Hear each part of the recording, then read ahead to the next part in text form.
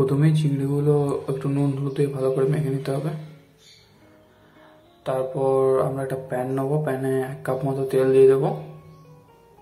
আপনারা চাইলে তেল একটু বেশিও দিতে পারেন, কিন্তু আমি একটু কমই দিচ্ছি, 1 কাপ মতো।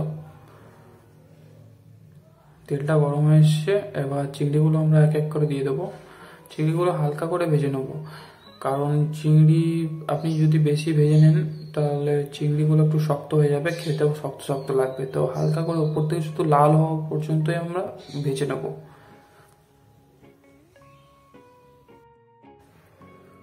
এই রান্নাটা আপনারা বাড়িতে ট্রাই করবেন, খুবই সুন্দর লাগবে খেতে। দেখুন চিংড়িগুলো হালকা লাল লাল হয়ে এসছে, আমরা এবার চিংড়িগুলোকে নামিয়ে দেবো।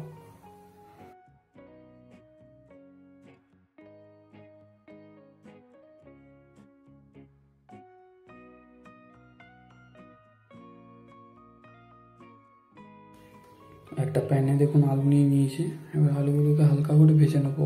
এই আলুগুলো আমি বয়েল করে রেখেছিলাম, 2টো আলু ছিল। আপনারা আলু দিয়ে ট্রাই করবেন, রেসিপিটা খুবই সুন্দর লাগবে আলু দিয়ে। এগুলো শুধু লাল লাল করে শুধু ভেজে নেবো ওপর থেকে, ব্যাস। আলুটা আমার ভাজা প্রায় হয়ে গেছে। এবার এটা রেখে দিয়ে আমি একটা কড়াইয়ে তেল নিয়ে নিয়েছি, এখানে লং, এলাচ আর দারচিনি দিয়ে দেবো।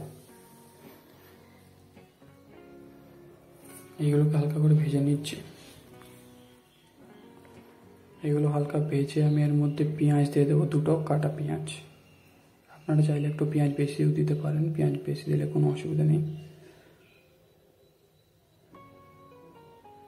তারপর 2-4টে তেজপাতা দিয়ে দেবো। পেঁয়াজটা কিন্তু বেশি লাল করে ভাজবেন না, একটু সাদা সাদাই রাখবেন, বেশি ভাজলে ভালো লাগবে না। তারপর এর মধ্যে আমরা একটু হাফ টমেটো পেস্ট করা ছিল, আপনারা পেস্ট করেই দেবেন, গোটা দেবেন না। তো টমেটো পেস্ট করাটা আমি এবার দিয়ে দেবো।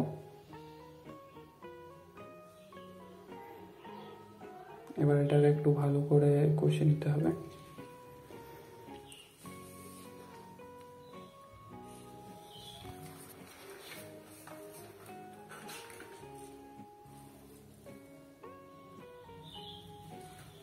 তারপর এর মধ্যে এবার একটু আদা রসুনের পেস্ট দেবো, 2টো আদা 4টে রসুন আমি পেস্ট করে রেখেছিলাম। তো সেই আদা রসুনের পেস্টটা এবার আমি দিয়ে দেবো। এই দেখুন, এই আদা রসুনটা দেওয়ার পর আপনাকে একটু ভালো করে কষে নিতে হবে, একটু টাইম নিয়ে কষতে হবে।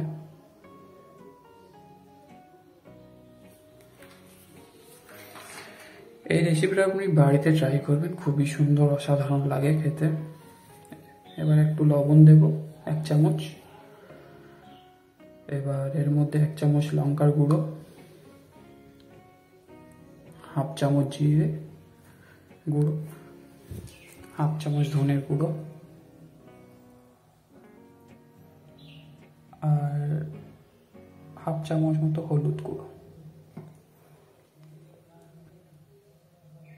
এবার এটাকে ভালো করে একটু কষে নিচ্ছি। এবারে হাফ কাপ মতো দুধ দিয়ে আমি এটাকে ভালো করে কষে নেব।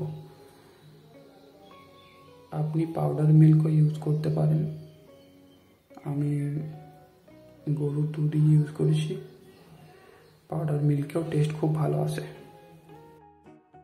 মশলাটা কষা হয়ে গেছে, এবার আমি এর মধ্যে ভাজা আলুগুলো দিয়ে দেবো, যেগুলো ভেজে রেখেছিলাম। আলুগুলো দেওয়ার পর আলুগুলোকে একটু ভালো করে মশলার সাথে মিক্স করে নিতে হবে।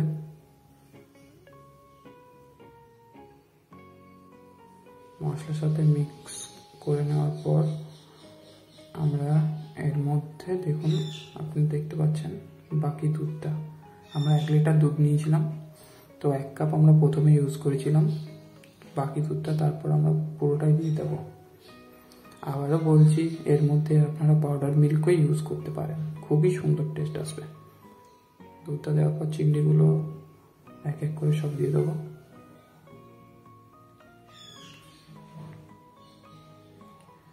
চিংড়িগুলো দেওয়ার পর একটু ভালো করে মিক্স করে নিয়ে এর মধ্যে আমরা একটু অল্প পরিমাণ চিনি দিয়ে দেবো। চিনিটা দিলে টেস্টটা খুব ভালো আসে। এবার এটাকে ঢেকে রেখে দেবো 5 মিনিটের জন্য। 5 মিনিট পরে দেখুন চলে এসেছি। ওয়াও, দারুণ কালার। দেখুন আপনারাই দেখুন কত সুন্দর কালারটা এসেছে। এবার এটাকে সার্ভ করে নেব। চ্যানেলে যারা নতুন তারা চ্যানেলটাকে অবশ্যই সাবস্ক্রাইব করবেন, নোটিফিকেশান বেলটাকে অল করবেন, আর ভিডিওটাতে একটা লাইক অবশ্যই দিয়ে যাবেন। Thank you. চলো এটাকে এবার সার্ভ করে নিই।